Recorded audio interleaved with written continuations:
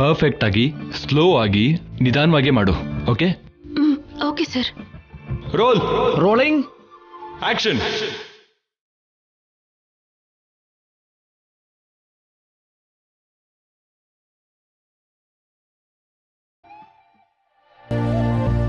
Cut it. Short. Okay.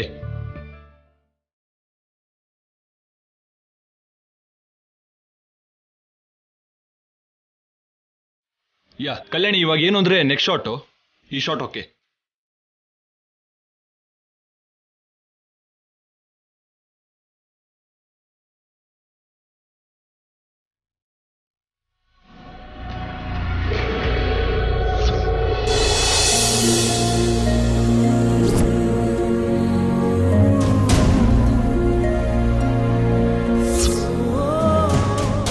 ಓಕೆನಾ? Okay sir. ರೆಡಿನಾ? Right.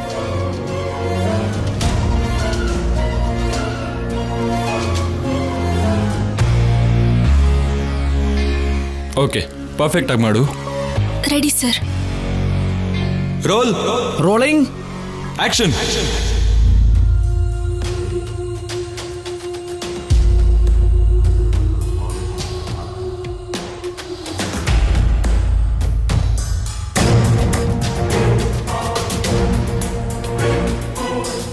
Cut it.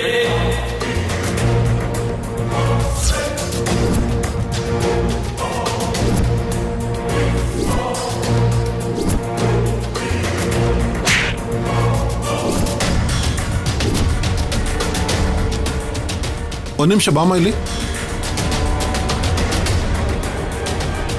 ಈ ಕಂಪ್ನಿನಲ್ಲಿ ಎಷ್ಟು ಆ್ಯಡ್ ಮಾಡಿದ್ದೀವಿ. ಯಾವಾಗಲೂ ಬೇರೆಯವರು ಡೈರೆಕ್ಷನ್ ಮಾಡ್ತಿದ್ರು, ಆದರೆ ಈ ಆ್ಯಡಿಗೆ ಮಾತ್ರ ಜೈ ಅವರೇ ಡೈರೆಕ್ಷನ್ ಮಾಡ್ತೀನಿ ಅಂದ್ರು. ಮತ್ತೆ ಯಾರೂ ಅವ್ರನ್ನ ಟಚ್ ಮಾಡಬಾರ್ದು, ಸರ್ ಮಾತ್ರ ಟಚ್ ಮಾಡಬೇಕು ಅಂತ ಸ್ಪೆಷಲ್ ಆರ್ಡರ್ ಮಾಡಿದ್ದಾರೆ. ಆದ್ರೂ ಅಷ್ಟೊಂದು ಟಚ್ ಮಾಡಿ ಹೇಳ್ಬೇಕಾ? ಪಕ್ಕದಲ್ಲಿ ಅಷ್ಟು ಜನರನ್ನ ಬಿಟ್ಟು ಮೇಡಮ್ ಅವ್ರ ಮೇಲೆ ಯಾಕೋ ಅಷ್ಟೊಂದು ಇಂಟ್ರೆಸ್ಟು. ಮಾಮೂಲಿಯಾಗಿ ಅವರ ಹೆಂಡತಿ ಮೇಲೆ ಕೈ ಹಾಕಿದ್ರೆ ಯಾವ ಗಂಡಸು ನೋಡ್ತಾ ಸುಮ್ಮನೆ ಇರಲ್ಲ. ಆದ್ರೂ ಕೆಲವ್ರು ನೋಡ್ಕೊಂಡು ಸುಮ್ಮನಿರ್ತಾರೆ ಅಂದ್ರೆ ಆರ್ಥಿಕ ಪರಿಸ್ಥಿತಿ. ಸಾರು ತುಂಬಾ ಕೇರ್ ತಗೋತಿದ್ದಾರೆ. ನನಗೆ ಗೊತ್ತಿರೋ ಪ್ರಕಾರ ಇವತ್ತು ಆ್ಯಡ್ ಪೂರ್ತಿ ಆಗಲ್ಲ, ನಾಳೆ ಕೂಡ ಶೂಟಿಂಗ್ ಇಟ್ಕೊಂಡು ಹೀಗೆ ಕೇರ್ ತಗೋತಾನೆ ಇರ್ತಾರೆ. ಕಣ್ಣು ಮುಂದೆ ಕಟ್ಕೊಂಡಿರೋ ಹೆಂಡ್ತಿನ ಯಾರೋ ಮುಟ್ತಾ ಇದ್ರೆ ಹೇಗೆ ನೋಡ್ತಾ ಕೂತಿರ್ತಾರೋ ಏನೋ ಅರ್ಥನೇ ಆಗಲ್ಲ.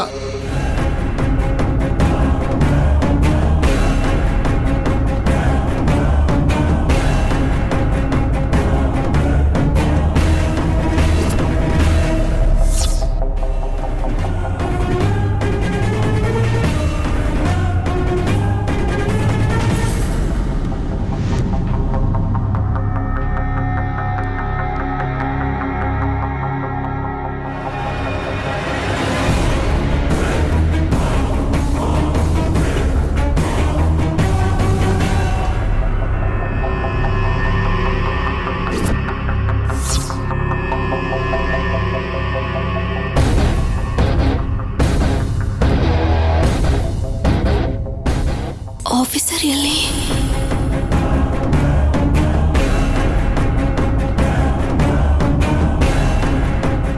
ಸರ್, ಅವರೆಲ್ಲಿ? ನನ್ನನ್ನೇನು ಕಾವಲಿಗಿಟ್ಟಿದ್ಯಾ? ನನ್ನನ್ನೇ ಕೇಳ್ತಾ ಇದೀಯಾ? ನನ್ನ ಕೆಲಸದಲ್ಲಿ ನಾನಿದ್ದೀನಿ.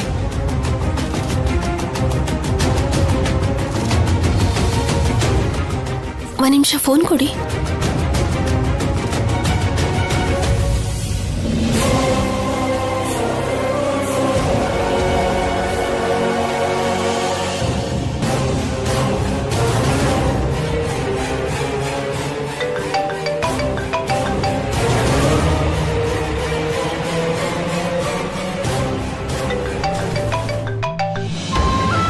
ಕಲ್ಯಾಣಿ, ಎಲ್ಲಿದ್ದೀರಾ ಆಫೀಸರ್? ನಾನು ಅಲ್ಲೇ ಇದ್ರೆ ನಿನಗೆ ಡಿಸ್ಟರ್ಬ್ ಆಗುತ್ತೆ ಅಂತ ಮನೆಗೆ ಹೋಗ್ತಾ ಇದ್ದೀನಿ. ಅಯ್ಯೋ, ಇದೇನು ಆಫೀಸರ್, ನೀವಿದ್ರೇನೆ ನನಗೆ ಖುಷಿ ಅಂತ ಹೇಳಿದ್ನಲ್ಲ. ಪರವಾಗಿಲ್ಲ ಬಿಡು ಕಲ್ಯಾಣಿ, ನೀನು ಶೂಟಿಂಗ್ ಮುಗಿಸ್ಕೊಂಡು ಮನೆಗೆ ಬಂದ್ಬಿಡು. ಅಯ್ಯೋ ಅದು ಹಾಗಲ್ಲ ಆಫೀಸರ್.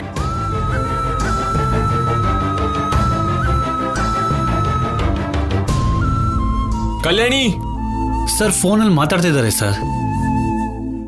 ಇಷ್ಟು ಬೇಗ ಏನಾಯ್ತು? ಹಾಗ್ ಮಧ್ಯದಲ್ಲಿ ಎತ್ತೋದ್ರಲ್ಲ. Kalyani short ready. ಹಾ sir.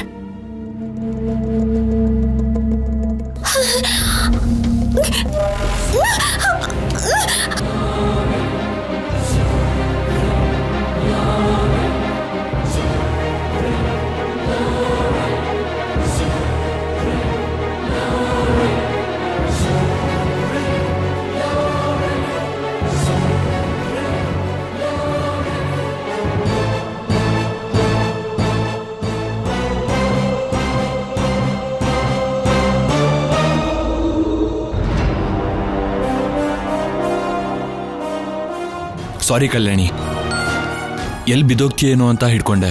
It's okay sir, I am fine. ಬಾ.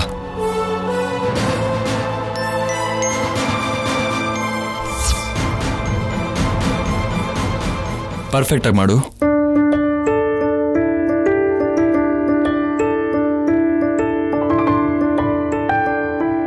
ರೋಲ್. Rolling action.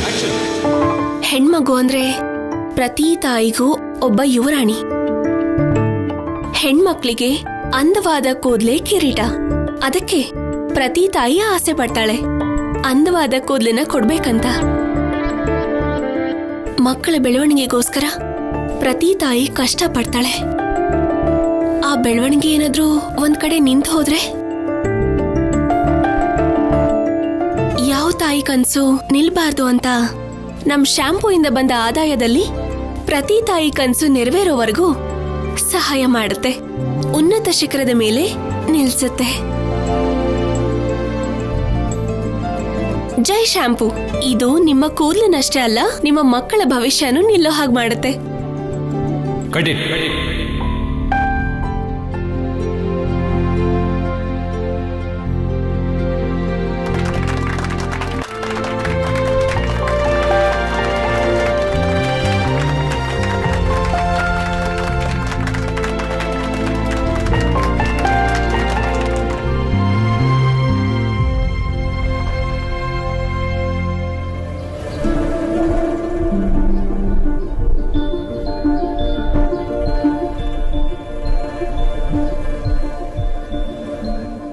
ಶೌರ್ಯ, ಏನಪ್ಪ ಇಷ್ಟು ಬೇಗ ಬಂದ್ಬಿಟ್ಟೆ?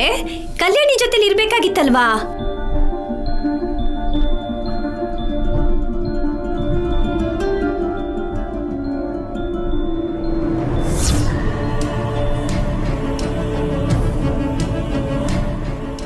ಏನಾಯ್ತು ಇವನಿಗೆ? ನಾನು ಇವನ್ನ ಕೇಳ್ತಾ ಇದ್ರು ಏನು ಉತ್ತರನೇ ಕೊಡ್ದೆ. ಮೌನವಾಗಿ ಹೋದ್ನಲ್ಲ, ಯಾಕೆ? ಶೌರ್ಯ ಯಜಮಾನ್ರಿಗೆ ನಿಮ್ಮ ಮೇಲೆ ಕೋಪ ಯಾಕಿರುತ್ತಮ್ಮ? ಮತ್ಯಾಕ್ ಮಾತಾಡದೆ ಹೊರಟೋದ? 2 ದಿನದಲ್ಲಿ ಕೋರ್ಟ್ಗೆ ಹಾಜರಾಗಬೇಕಲ್ವೇನಮ್ಮ? ಅಷ್ಟರಲ್ಲಿ ಆ ಸಂಪದ ಹೋಗಿ ಇನ್ನೇನು ಕುತಂತ್ರ ಮಾಡ್ತಾಳೆ ಅಂತ ಗೊತ್ತಿಲ್ಲ. ಕೋರ್ಟಲ್ಲಿ ಕೇಸ್ ಗೆಲ್ಲೇಬೇಕು ಅಂತಿರುತ್ತೆ. ಗೆಲ್ತೀವ ಇಲ್ವಾ ಅನ್ನೋ ಆಲೋಚನೆ ಇರುತ್ತಲ್ವೇನಮ್ಮ? ಅದಕ್ಕೆ ಅವರು ಹಾಗಿದ್ದಾರೆ ಅನ್ಸತ್ತೆ. ಅದನ್ನ ಅಪಾರ್ಥ ಮಾಡ್ಕೊಂಡು ನೀವು ಬೇಜಾರು ಮಾಡ್ಕೋಬೇಡಿ ಅಮ್ಮ. ಶೌರ್ಯ ನನ್ನ ಮೇಲೆ ಏನಾದ್ರೂ ಕೋಪ ಮಾಡ್ಕೊಂಡಿದ್ರೆ ಪರವಾಗಿಲ್ಲಪ್ಪ. ಆದ್ರೆ ನಾನು ಯೋಚನೆ ಮಾಡ್ತಿರೋದು ನನ್ನ ಬಗ್ಗೆ ಅಲ್ಲ, ನನ್ನ ಮಗಳ ಬಗ್ಗೆ. ಕಲ್ಯಾಣಿ ಅಮ್ಮವ್ರ ಬಗ್ಗೆ ಯಾಕೆ ಯೋಚನೆ ಮಾಡ್ಬೇಕಮ್ಮ? ಇತ್ತೀಚೆಗೆ ಕಲ್ಯಾಣಿ ಏನೇ ಒಳ್ಳೇದ್ ಮಾಡಿದ್ರು ಅವಳಿಗೆ ಕೆಟ್ಟದೇ ನಡೀತಿದೆ. ಒಂದು ಕ್ಷಣ ಅವಳಿಗೆ ಆನಂದ ಅನ್ನೋದು ಸಿಕ್ಕಿದ್ರೆ ಇನ್ನೊಂದು ಕ್ಷಣ ಅದೇ ಆನಂದ ಅವಳಿಗೆ ನೋವನ್ನು ಕೊಡ್ತಿದೆ. ಅದಕ್ಕೆ ಬಾಲಾಜಿ, ಯಾರ ಮುಖದಲ್ಲಿ ಯಾವುದೇ ಕೋಪ ಕಂಡು ಬಂದ್ರೂ ಮುಂದಕ್ಕೆ ಇನ್ನೇನು ನಡೆಯುತ್ತೋ ಅಂತ ಒಂಥರ ಭಯ ಆಗುತ್ತೆ. ಅಮ್ಮವ್ರ ಬಗ್ಗೆ ಭಯ ಪಡೋದು ಯಾಕಮ್ಮ? ಏನೂ ಆಗಲ್ಲ, ನೀವು ಕಸ್ಟಮರ್ಸ್ನ ನೋಡ್ಕೊಳ್ಳಿ.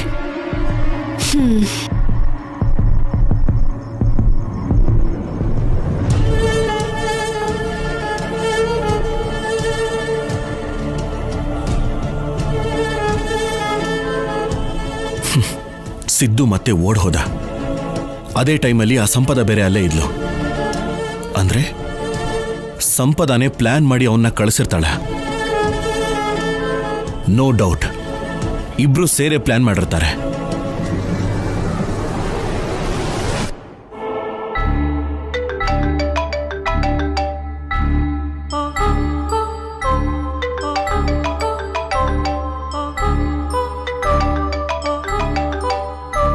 ಹಲೋ. ಏನ್ ಯಜಮಾನ್ರೆ? ಸಾರಿ, ಮಾಜಿ ಯಜಮಾನ್ರೆ. ಯಾಕೆ ಉತ್ತರನೇ ಬರ್ತಿಲ್ಲ? ಹಸಿಮೆಣಸಿನ್ಕಾಯಿ ಏನಾದ್ರು ತಿಂದ್ರಾ? ಏಯ್, ಯಾಕೆ ಫೋನ್ ಮಾಡಿದೆ? ಕೇಳಿದ್ದಕ್ಕೆ ಯಾವತ್ತೂ ಉತ್ತರ ಕೊಡೋದಿಲ್ಲ ಅಲ್ವಾ? ಅದೇ ಕಲ್ಯಾಣಿ ಕೇಳ್ಬಿಟ್ರೆ ಎಲ್ಲ ಹೇಳ್ತೀರಾ ಅಲ್ವಾ? ಏನು ಸಿದ್ದುನ ನಾನೇ ಕಾಪಾಡಿದ್ದೀನಿ ಅಂತ ಬಲವಾಗಿ ಡಿಸೈಡ್ ಆಗಿರೋ ಹಾಗಿದೆ? ಹಾಗೇನಿಲ್ಲ ಶೌರ್ಯ, ನಾನಿವಾಗ ಬದಲಾಗಿದ್ದೀನಿ. ನನಗೆ ನೀನ್ ಬೇಕು, ಮಗು ಬೇಕು. ಅದಕ್ಕೆ ಅಲ್ವಾ ಈ ಹೋರಾಟ. ನಿನ್ ಮಾತನ್ನ ನಂಬ್ತೀನಿ ಅನ್ಕೋತಿದ್ಯಾ? ನನ್ ಮಾತನ್ನ ನಂಬಲ್ಲ, ಆದ್ರೆ ಕಲ್ಯಾಣಿ ಮಾತು ನಂಬ್ತ್ಯಾ ಅಷ್ಟೇ ಅಲ್ವಾ? ಹೌದು, ಆ ಕಲ್ಯಾಣಿ ಈಗ ನಟಿ ಕೂಡ ಆಗಿದ್ದಾಳಂತಲ್ಲ. ಇವತ್ತು ಆಕ್ಟಿಂಗ್ ಮಾಡ್ತಿದ್ದಾಳಂತೆ. ಯಾರೋ ಅವಳಿಗೆ ಡೈರೆಕ್ಷನ್ ಮಾಡ್ತಿದಾರಂತೆ. ಆ ಡೈರೆಕ್ಟರ್ ಕೂಡ ಅವಳು ಓದಿರೋ ಕಾಲೇಜಲ್ಲೇ ಅವಳು ಸೀನಿಯರ್ ಅಂತೆ. ಅದ್ರಲ್ಲೂ ಮುಖ್ಯವಾದ ವಿಷಯ ಅಂದ್ರೆ ಕಾಲೇಜ್ ಡೇಸ್ ಅಲ್ಲಿ ಅವನು ಕಲ್ಯಾಣಿ ಹಿಂದೆ ಬೀಳ್ತಿದ್ನಂತೆ. ಮತ್ತೆ ಹಳೆ ಸ್ನೇಹಿಗಳು ಹೊಸದಾಗಿ ಭೇಟಿಯಾಗಿದೆ ಅಂದ್ರೆ ಏಯ್ ಏಯ್ ಬಾಯ್ ಮುಚ್ಚೆ. ಕಲ್ಯಾಣಿ ಏನ್ ನಿನ್ನಂತೋಳು ಅನ್ಕೊಂಡಿದ್ಯಾ? ಅಲ್ವಾ? ನೀನ್ ವಾಟ್ಸಪ್ ಓಪನ್ ಮಾಡಿ ನೋಡು. ಹೌದಾ ಅಲ್ವಾ ಅನ್ನೋದು ಅರ್ಥ ಆಗುತ್ತೆ. ಹಳೆ ಸ್ನೇಹ ಕೆಟ್ಟದ್ದು ಅಂತ ನನ್ನ ಸಿದ್ದುನ ನೋಡಿ ಅಂತಿರ್ತೀಯಲ್ಲ. ಮತ್ತೆ ಕಲ್ಯಾಣಿದು ಡೈರೆಕ್ಟರ್ದು ಕೂಡ ಹಳೆ ಸ್ನೇಹನೇ ಅಲ್ವಾ? ಒಂದ್ಸಲ ನೋಡಿ ಯೋಚನೆ ಮಾಡು.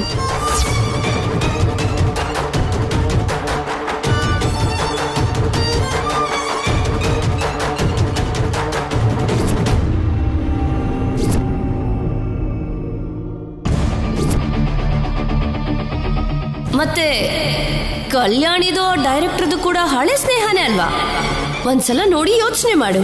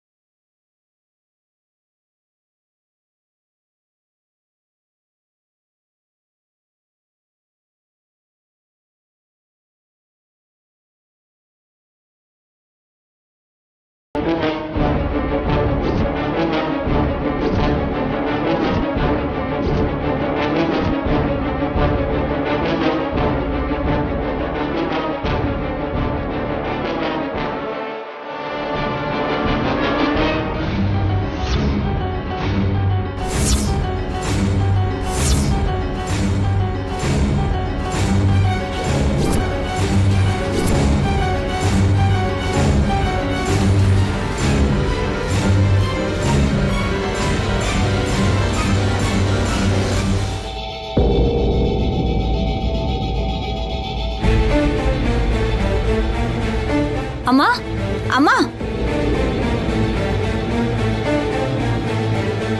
ಮನೆಯಲ್ಲಿ ಚಿಕ್ಕ ಮಗು ಇದೆ. ಮನೆ ಮುಳುಗೋದಾಗೆ ಯಾಕೆ ಹಾಕಿಸ್ತಿದ್ಯಾ? ನಿನ್ನ ಮೊಮ್ಮಗಳು ಮಾಡೋ ಕೆಲ್ಸಕ್ಕೆ ಮನೆ ಮುಳುಗೋದಲ್ಲಮ್ಮ, ಬೆಂಕಿ ಬೀಳೋ ಹಾಗಿದೆ. ಕಲ್ಯಾಣಿನ ಬೈದ ಇದ್ರೆ ನಿಂಗೆ ದಿನ ಕಳೆಯಲ್ವಾ? ನಾನೇನ್ ಸುಮ್ನೆ ಬೈತಿಲ್ಲ, ಅದ್ರ ಅಗತ್ಯನೂ ನನಗಿಲ್ಲ. ಕಲ್ಯಾಣಿ ಏನ್ ತಪ್ಪು ಮಾಡಿದ್ಲು ಅಂತ ಹೀಗ್ ಮಾತಾಡ್ತಿದ್ಯಾ ದಮಯಂತಿ? ಏನ್ ಮಾಡಿದಾಳೆ ಅಂತ ಸುಲಭವಾಗಿ ಕೇಳ್ತಿದ್ಯಾ? ಅವಳು ಕೆಲ್ಸದ ಹೆಸರು ಹೇಳ್ಕೊಂಡು ಹೊರಗಡೆ ಮಾಡ್ತಾರ ಕೆಲ್ಸ ನೋಡಿ.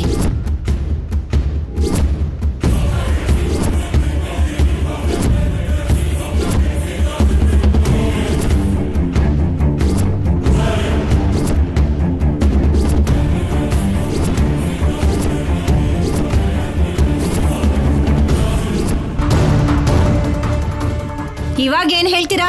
ಈ ಫೋಟೋ ನೋಡಿದ್ಮೇಲೆ ಏನ್ ಉತ್ತರ ಕೊಡ್ತೀರಾ? ಅವಳು ಈ ಮನೆಯಿಂದ ಆಚೆ ಕಾಲಿಡ್ತೀನಿ ಅಂತ ಹೇಳಿದ ದಿನದಿಂದ ನಾನು ಹೇಳ್ಕೊಂಡೇ ಬಂದಿದ್ದೀನಿ. ಬೇಡ, ಆಚೆ ಕಳಿಸ್ಬೇಡಿ, ಈ ಮನೆ ಮರ್ಯಾದೆನ ಕಳಿಬೇಡಿ ಅಂತ ಕೇಳಿದ್ರಾ? ನಿಮ್ಮಲ್ಲಿ ಒಬ್ರಾದ್ರೂ ನನ್ನ ಮಾತು ಕೇಳಿದ್ರಾ? ಬದ್ಲಿಗೆ ಎಲ್ರು ನನ್ನ ಬೈಯೋರೆ, ಕೆಲವರು ಹೊಡೆಯೋರೆ. ಇವಾಗ ಹೇಳಿ, ಏನ್ ಮಾಡ್ಬೇಕು? ಇಂಥ ಕೆಲಸ ಮಾಡ್ತಾ ಇರೋ ಕಲ್ಯಾಣಿಗೆ ಏನ್ ಮಾಡ್ಬೇಕು? ನನ್ನ ಮಗಳು ಅಂತ ಎಲ್ಲದಕ್ಕೂ ಪರ ವಹಿಸ್ಕೊಂಡು ಬರೋ ಅಂತ ಅನುಪಮನ್ನ ಏನ್ ಮಾಡ್ಬೇಕು?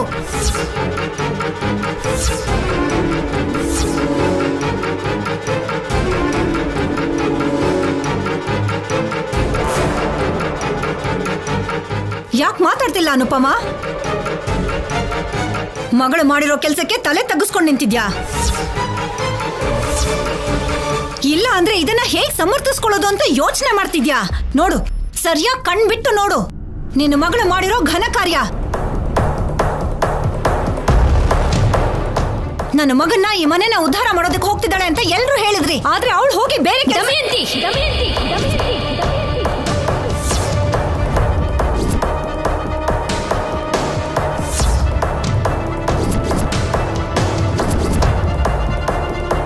ಅತ್ತಿಗೆ ಅಂದ ಮಾತಲ್ಲಿ ತಪ್ಪೇನಿದೆ? ನೀನೇನೆ ಮಧ್ಯದಲ್ಲಿ? ನಾನೇನು ಮಾತಾಡಿದ್ರು ತಪ್ಪು ಅಂತೀರಾ? ಬೇರೆಯವ್ರು ತಪ್ಪು ಮಾಡಿದಾಗಾದ್ರೂ ನಾನು ಮಾತಾಡಬಾರ್ದಾ? ತಪ್ಪು ಮಾಡಿದ್ಲು ಅಂತ ಯಾವಾಗ್ಲೂ ಹೇಳ್ತಾನೆ ಇರಬೇಡಿ.